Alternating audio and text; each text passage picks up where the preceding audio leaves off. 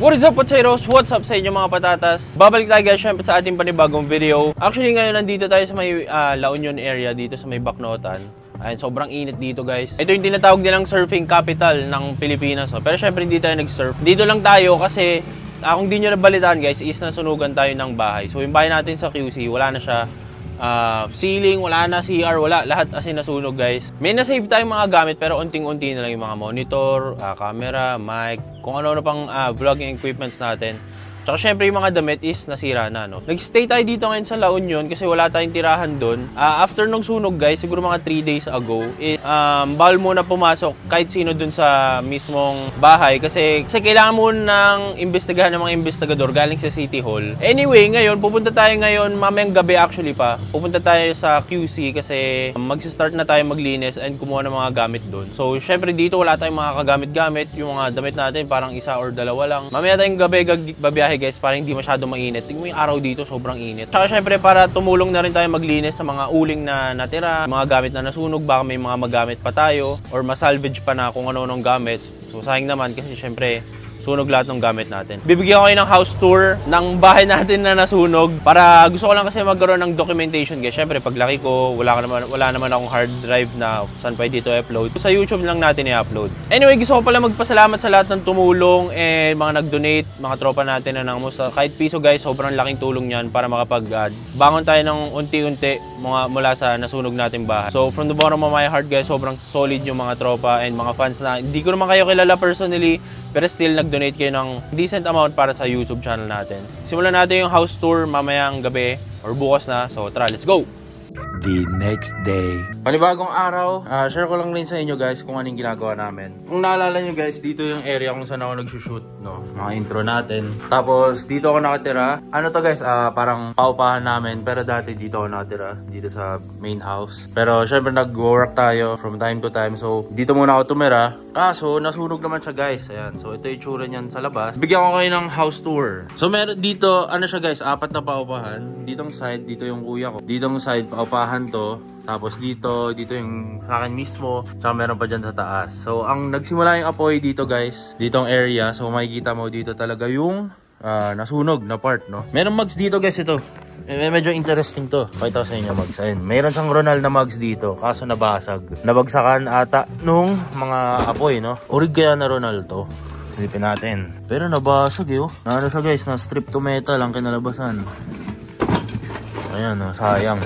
Pero yung tatlo, buo pa naman. Punta tayo dito sa room. Ito yung aircon ko guys, ayan o. Kaso nasunog din siya. Wala pa atang 3 beses na pinalinisan to. Ito yung poster natin na Rich Potato. Ayan, dyan nakalagay yan. So, nasunog din siya guys. Hindi man mostly nasunog, pero mostly na basa talaga. So, ayan, makikita nyo yung ref. Ayan, pati dito yung side. Ito, binuksan lang namin yung ref guys kasi para lumabas yung amoy. Ayan. So, ito yung roof. Ay, ceiling pala. Ayan, yung ceiling. Sira na rin. Mga gamit dito, nilabas ko na guys. Kawawa yung aircon, no? May air dispenser pa. Ayan, no? Ayan. Tapos dito, ito yung mga... Ayan, November. For the month of November, mga kailangan natin gawin. Mga shoot, no? Tapos, ayan, nalaglag na ako. Nasira yung ano natin. Rich Potato poster.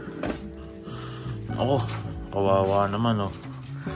Nasira na. So, ginagawa namin ngayon, guys, nililinis na lang namin dito kasi... So, yung room ko dito, guys, dito talaga ako nag-stay muna dito ang side. May kama to, pero nilabas ko na lang. May dashboard pa nga ni Cory.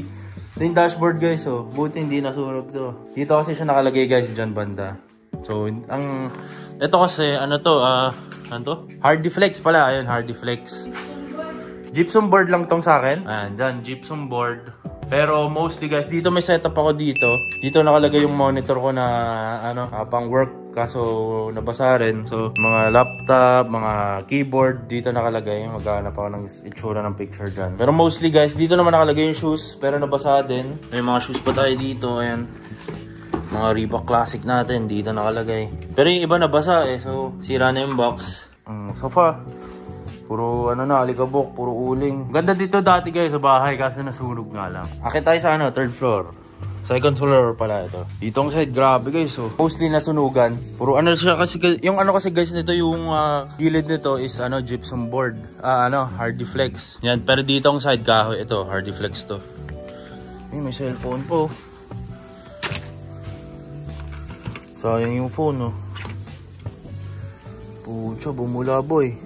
Wala naman ang kuryente dito guys. So, safe na to. Sayang, Realme. Yung ref ay nasunog din. Dito grabe guys, so lahat sunog dito talaga boy. Dito may gaming chair pa. Gusto ko lang rin i-share sa inyo para in the future may documentation ako guys, no. Kasi hindi ko naman alam saan i-upload to kundi sa YouTube lang. So ayan, itsura ng bahay natin ngayon. So mostly ako dito talaga ako nakatira guys, dito. Ayan yung room ko. Ayan yung may dalawang ano na yan. Diyan yung room ko originally. Since nagva-vlog nga tayo, umuwi tayo ng late minsan. So kailangan natin kumuha ng sarili nating place. So, dyan na muna ako sa baba, doon sa kanina. Pero ngayon, as of now, dito ako nagsistay. Ditong room, ayan, may room din dyan. Sa mga kapatid ko naman yan. Parang nag-shuffle na kasi yung mga room namin, guys. Grabe lala, guys, lahat ng gamit na sunog talaga dito, boy. Mahirap talaga kapag, guys, electrical ang problema. Ayun, baba tayo, maglilinis muna kami ngayon, guys. Pwede pa kaya tong? Ito, pwede pa siguro to. Air Spencer. Tignan natin kung pwede pa to. Pwede pa boy. Yung holder lang pwede. Pwede pa.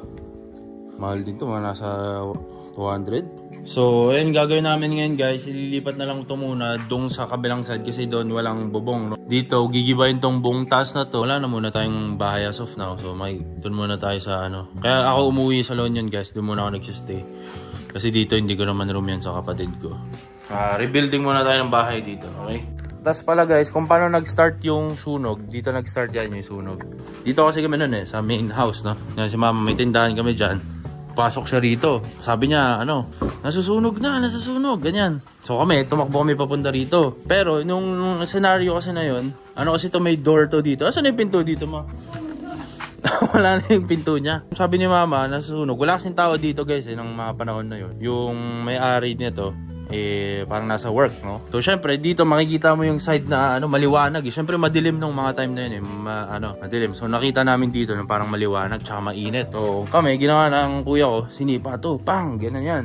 Pinto, so bumukas. Pero pag bukas, guys, may malaking usok na as in parang mainit na fumes, ganun. Basta mainit na kasi nung panahon na yun, ang nakita ko, malaki na yung sunog dyang part. Ganyan. Pero nung may kami dito guys, may water faucet dyan. Tinubigan ko yung ganun, wala nang So hanggang sa siguro mga 10 seconds lang, andito na agad yung apoy. Yan. So tinamaan na rin yung mga kuryente. Pero ang itsura kasi guys, kapag nasusunog na yung mga kuryente, nagsaspark, parang may mga fireworks ganun. So kislapan dyan. Yun na yung time na kinuha ko lang pumasok ko dito sa room ko, kinuha ko lang yung laptop ko, yun lang na-save na electronic device, no? Mabilis kumalat yung apoy. Buti na lang guys, may ganito, itong pader na to. Kasi kung hindi, lahat ng gamit as in 100% na natamaan din yung sa akin. So dito, ito talaga 100%. Na-save niya, 3 mugs lang guys. Out of all na gamit, 3 mugs lang yung na-save niya. So mas malala ditong side. Ditong side naman, medyo malala din kasi nawala rin sila ng damit. Sa akin may mga natirang damit pero onti lang din. Pero ang pinakamasaklap is nasira yung buong structure ng bahay, no? So ito, hindi na siya pwede paupahan. Bago natin ituloy ang ating video, gusto ko muna i-share sa inyo na favorite nating site which is ang 1xBet is to improve na ngayon 2024. So ngayon 2024, dahil nga meron na silang sariling application sa phone, syempre mas madali na mag-cash in and mag-cash out. At syempre mag-deposit para makapag-bet tayo. So paano nga ba i-download yung 1xBet? Search nyo lang sa Play Store or sa App Store. Android or iPhone, meron niyang application sa phone. So punta lang kayo sa App Store or sa Play Store nyo, search nyo lang dyan 1xBet, tapos lalabas yung window na yan. Share ko lang sa inyo guys, dati kasi wala silang application sa phone. So ngayon, syempre mas madali na. And syempre, mas reliable to kasi hindi na kayo magkiklik ng kung ano-ano pang link. Anyway, meron tayong voucher para makatanggap kayo ng $100 from 1xBet. And from me, no? So papakita ko mamaya kung paano nyo malalagay yung voucher natin. Lalagay nyo lang rich potato, tapos makukuha nyo yung $100 na voucher na parang panimula kung tawagin. So first deposit nyo, lagay nyo yung voucher na rich potato, tapos makukuha nyo yung $100 na yun. Anyway, kapag na-download nyo yung application na 1xBet, mapupunta kayo sa page na to. So tara!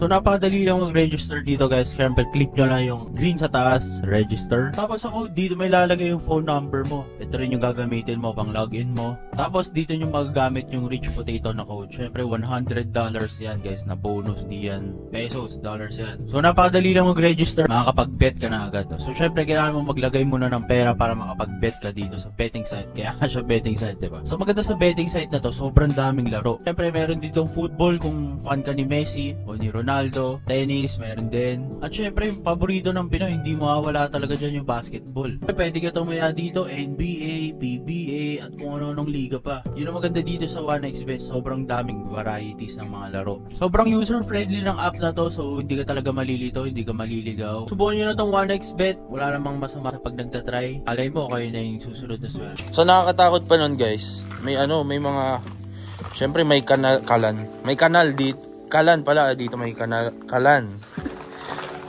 Ayan, may kalan dyan. Ayun o. So yan, pang! Sumasabog-sabog yan guys. Tapos meron din dun sa taas. Boom! Ganun, yun yung itsura dun sa taas scenario. Dito natanggal lahat ng bubong oh. Pasok tayo dito. Ito ano?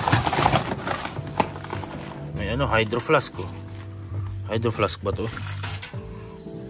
Hindi siya nakasurvive guys. So, yung apoy dyan pumasok sa ilalim. Siyempre, yung Hardiflex, kinain siya on both ways. So, nasunog din siya. Ang malala nito, yung mismong bahay, no? Siyempre, yung pinatay yung structure ng parents ko, yun yung mabigat talaga. Ito yung nakakatakot ko, guys, kasi kapag sobrang lakas ng apoy, siyempre, mababasag yung salamin. Dyan sa salamin yan, katabi niyan yung bed. Siyempre, pag tumama dun sa bed, sabog sama na yung buong loob ng bahay, di ba? Yun yung mas malala. Buti na lang may existing firewall dito. So again, gusto magpasalamat sa lahat ng mga nag-donate. Sobrang laking tulong yan. Kahit piso lang yan, sobrang laking tulong yan. Kasi dagdag yan para ma-rebuild yung bahay dito sa likod. No? So yun, salamat sa mga nag-donate, mga tropang nangamusta. Re-rebuild muna tayo guys. So yun lang, peace. Okay, so nalinis ko na rin dito ang site. Nalinis na namin. Ayan. Naalis na halos lahat ng mga rito, gamit. Ayan. Pinagtatapon na. Okay. Carpet dito. Ayan. So, alam ko, gigibahin to lahat.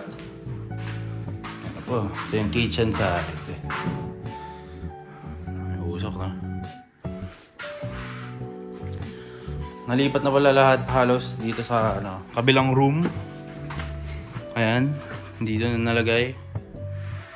Ayan yung ref, dito na yung ref, cabinet, yung sofa. Yung sofa oh. Nagkaroon ng usok no. Kakalaykay. Ito papuntang Narnia to. Tingnan natin before and after. Ito yung before, ayan The next day. Hollow na ulit, nag-e-echo na ulit yung room. Sadly, gigabyte na siya guys. Dito sa kabila, check natin.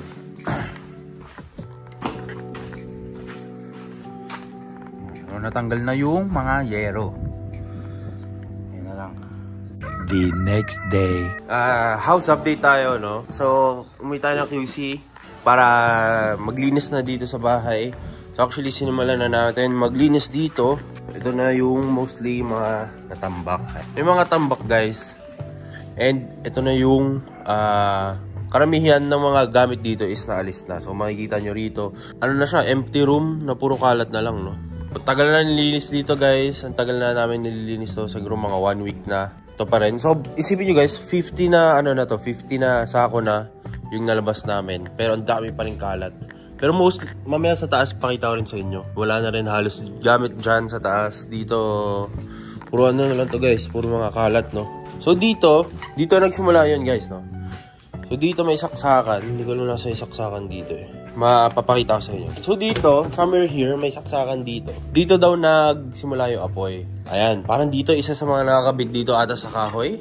So within seconds guys, dito na agad yan. Siguro mga 15 seconds lang. Ang lakas susunog talaga rito. Ito yung hassle guys eh, kasi yung mga gamit na ganito. So karamihan ng mga bakal, ng mga shit na na to. Hindi nila kinukuha ito yung ganito guys eh. Kasi daw, masyado marami siyang pabigat yung mga ref. No? Marami siyang parang mga foam or insulator sa loob. So, kailangan pakalas-kalasin to bago kunin. Ang kukuha nito is yung mga nagtutulak ng mga kariton sa labas. At least, gusto namin mabenta for a price kahit sa mga 200 lang para pambayad din sa mga tao na tumutulong maglinis sa amin dito. Kasi syempre, mahal yung ano guys, no? Mahal yung gastos, no? Pag nasunog. Isipin mo, lahat to naubos, oh. Ito yung sinasabi ko sa inyo, guys, oh. Buti ito, hindi nasunog. Yung taas na to, kahoy kasi to, eh. Pasok tayo dito sa kabila. No? Dito, ito yung sinasabi kong kahoy. Buti hindi nasunog yan. Kasi kung nasunog yan, gumanon yan dito, yung apoy. Tapos lahat din nasunog dito, part. No? So, makikita nyo dito, guys, yung kwarto natin. Halos nag-e-echo na. Wala nang kagamit-gamit. Ayan. Dito, wala na rin gamit, guys. Ayan, nalinis na rin. So, ito pala yung hassle, guys. No? Kapag nasunugan pala kayo, hassle niya kasi kailangan mo i-demolish lahat ng structure. Sabi sa City Hall. Tapos kailangan mo isa yung picture, yung proof na demolish mo lahat. Bago ka nila bigyan ata ng building permit or something. Hassle, guys. Sobrang hassle ng ganito. So, ayun lang, guys. So, gusto ko lang bigyan kayo ng short update. And pasensya na kung maglalagay tayo ng mga ads dito sa video natin. Ano? Kasi syempre, as much as possible, gusto natin mag-earn ng as much as money na kailangan natin para makatulong sa parents natin sa pagbuo ulit ng bahay natin, di ba? Pasensya na po, kailangan natin kumita ng pera ngayon, no? So, pero soon, babawi tayo sa inyo. Bigyan ko lang kayo ng update again soon. From time to time, bibigyan kayo ng house tour update. Kung ano mga nangyayari dito sa, sa bahay natin. Siguro hanggang mabuo to. Hindi ko alam. Pero gusto ko lang i-share sa inyo, guys. Kasi pag nabuo to, never ko na makikita yung bahay natin na to. Gusto ko ma-document, at least, no? So, ayan. Ito na itsura niya ngayon. Uwi na muna tayo ulit ng La Union for a while. Tapos, babalik tayo dito. Siguro pag i-demolish na. Kasi gusto ko manira, guys, eh. Yung pagsira ng pader, yung pagpukpok ng mga semento dyan, pagbaklas ng kahoy, di ba? Lalabas natin yung hinanait at puot sa puso natin, di ba? So, ayan. Kita-kita tayo sa mga susunod na video. Peace out.